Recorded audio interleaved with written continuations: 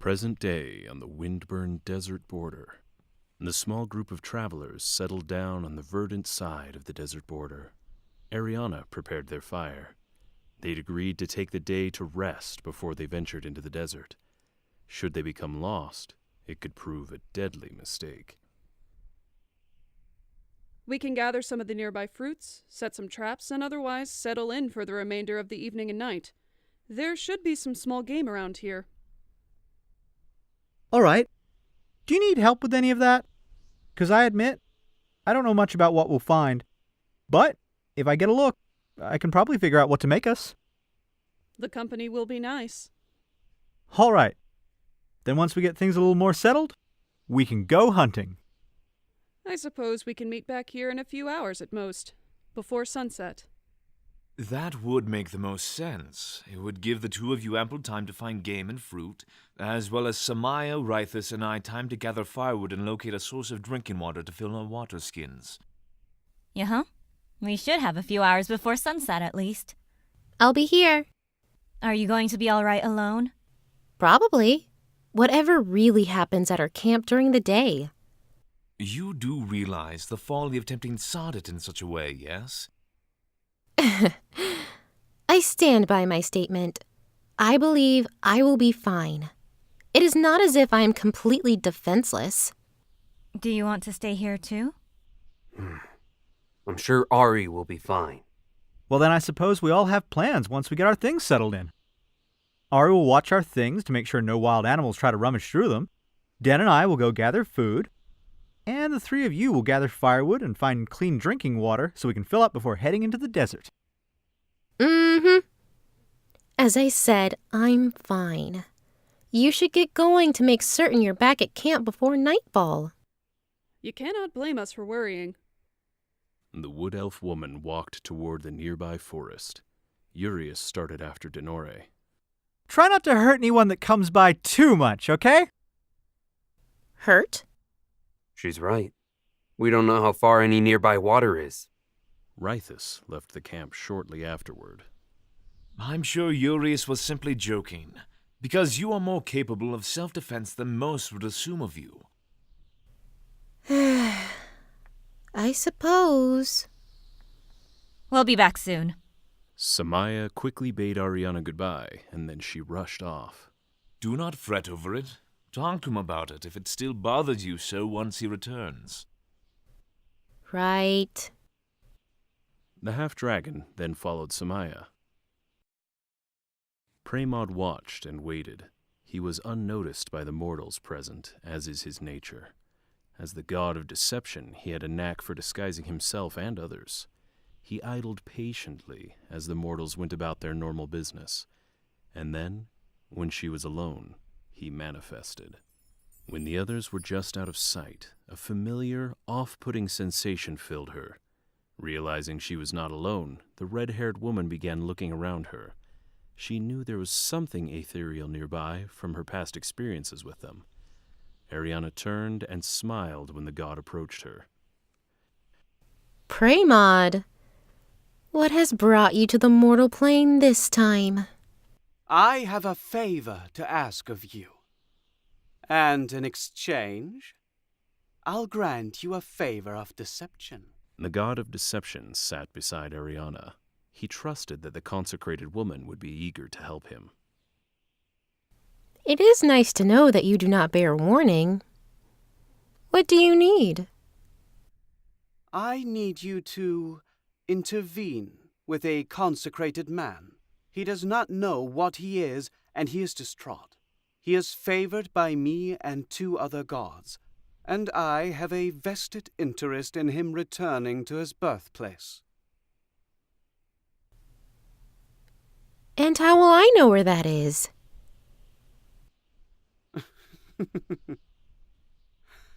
That will soon become obvious.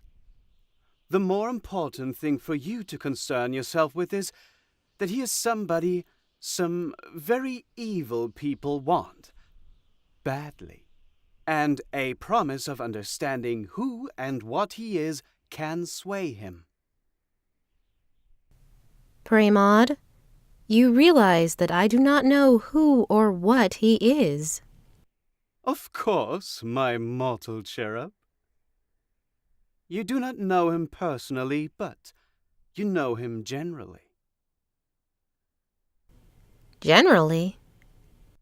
What kind of a deceiving god would I be if all interactions with me were so straightforward? I suppose you have a point. You will meet him soon. I am eternally grateful for your fealty. The god leaned close to the mortal. He kissed her forehead, and then he disappeared. The next morning, on the wind-burned desert border, Ariana sat on her bedroll. She stared off into the desert while she contemplated Pramod's words. The thoughts of how to find the wayward consecrated man weighed on her. She looked forward to the favor from Pramod and being able to embody deception. The gift of subtlety was one that she wanted to possess. The attention she drew often made her unhappy. Thinking about what happened while you're alone yesterday? I am thinking about how to find someone who I've never met, who I almost know nothing about, and who the god of deception wants me to find. Maybe he was fooling you. He is the god of deception, after all. Pramod wouldn't do that to me. You seem awfully confident of that. Perhaps she has reason to be. Such as what? Experience. Experience? Pramod has never really misled me, believe it or not. That I find hard to believe. Even though... Samaya looked to Urias. Urias glanced at Samaya and nodded. It doesn't seem so far-fetched, considering what we know, does it? But he is the god of deception. He deceives. Why hasn't he led Ari astray? What do you mean? She gets him often when she asks the gods for advice, apparently. Often enough that he knows her by name, if our interaction with him at Geshink Springs is anything to go by. Pramod? An actual god? You three have seen and talked to? Yeah? And you did not tell the rest of us? We were hoping for more information about that gifting spirit, and Ari thought to ask a god. Pramod answered her call, so... You summoned a god? All consecrated can do it. Really, anybody can if you're willful enough. You summoned a god? Huh. You. Summoned a god. This is quite some information to take in at once. Multiple times. I can do it right now. And the god who visited you is asking you for a favor. This has been a bizarre experience. It has, indeed. We're sorry? It's all right. But this is a lot to take in. We're looking for somebody who the god of deception helped consecrate, and that is mostly all you know about him. That is hardly much information at all to work with. It would not be easy to find this man. That doesn't change the fact that we have to get going. We don't want to wander through the desert at night. Yeah, we should get going. Did Pramod tell you when you would find this man? No, he did not. Aside from soon. That'd be a bit too straightforward, I assume. All right, well, we won't find him if we don't get moving. In several short moments, the campsite was cleared. Everything was packed up, the campfire was extinguished, and the travelers were prepared to set off. I wonder when I'm going to find this man. I'm not sure, but Pramod said you would for certain, and he's never steered you wrong before, right? He has sent me on several adventures. but he has never outright lied to me. Bythos was grateful the desert winds were behind him. He had grown mostly accustomed to biting, sandy gusts throughout his life, but that did not make them any more pleasant. The gray-skinned man walked along toward where he felt certain the desert ended. Denore turned and stared out at the sand-covered flats. The wood elf woman blinked repeatedly. She was uncertain she was seeing what she wanted to believe it to be. Is that a person walking through the desert? It is. Wonder where they're going. Urius strained to differentiate the landscape from a possible figure in the desert winds. I don't see them yet, so I couldn't even guess. Do you think the chances are good? It is possible, but then most things are when dealing with gods and the consecrated. See? Pramod has never led me astray. Ariana clapped her hands together, then she excitedly hurried toward the figure. Later that day, in the sand-touched Outpost Inn, in the nearest tavern to the edge of the desert, Ariana sat with Bythos. Yes, the god of deception has sent me to meet you, and he has told me that he wants you to return to your birthplace. And you know where that is? You know what I am? I have been there. I know a noble family of your people, in fact. Pramod assured me that you are a consecrated and that he wants you to go home. I see. And that is why people are drawn to me? I am a consecrated. And all of that divine energy makes me seem appealing and magnetic to those who do not have such energy? That, and not everybody has seen a gemstone elf, let alone been to their homeland. And why are you offering your help? Pramod asked me to help, and in exchange, I get a favor from Pramod. Why would you want a favor from the god of deception? Because I cannot tell my friends from my admirers, and that saddens me. When I have myself the gift of subtlety, I can figure out those answers. I see. And you somehow think taking the guessing out of life will just make you happier? Guessing is all part of the mortal experience. None of us know what the gods have designed. And none of us know everything about mortals either. From what I know about you, you seem to have most things in life figured out, but the truth of relationships is something you struggle with. That is a lot of information for us knowing the other for less than a day. I'm an observer, and you seem to struggle with relationships that aren't with other consecrated. You're fine with me, but with your friends, you are still guarded when you have never been given a reason to be. With strangers, you tend to avoid them. I see. I have to figure out who I was supposed to be before being left at the Celestial Sundry Temple. I have to figure out a lot of things, and I will die before I get all of the answers. Like all mortals. It's terrifying and beautiful. You remind me of my brother. He has a similar laid-back and humble outlook on everything.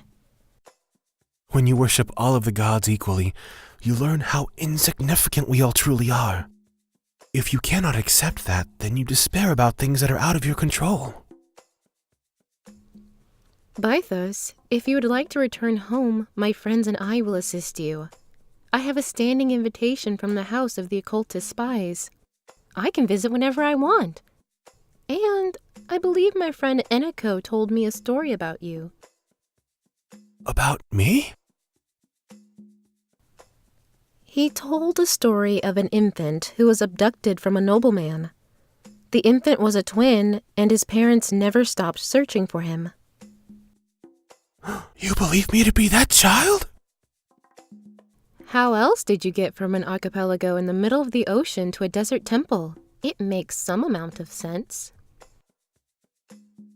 why would somebody take me from my home to a temple? That makes really no sense. It doesn't, but given that Pramod is insistent on your importance, I'm willing to take a leap of faith and believe him about what he says about you. That makes sense. And who are we to argue with a god? Take me to my birthplace, please. Of course!